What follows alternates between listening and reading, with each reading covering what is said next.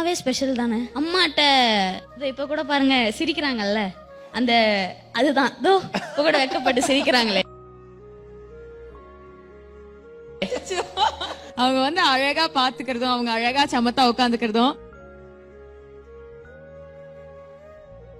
First அம்மா வந்து பிரெக்னெண்டா இருக்காங்க, உங்களுக்கு வந்து அடுத்து தம்பியோ தங்கச்சியோ வந்து வரப்போகுது அப்படி சொல்லும்போது எப்படி இருந்தது? அவங்க லேட்டா தான் சொன்னாங்க, எனக்கு ஒரு சர்ப்ரைஸ் மாதிரி சொன்னாங்க. ஆக்சுவலி நான் ஊர்ல இருந்தேன் அப்ப என்கிட்ட சொன்னாங்க.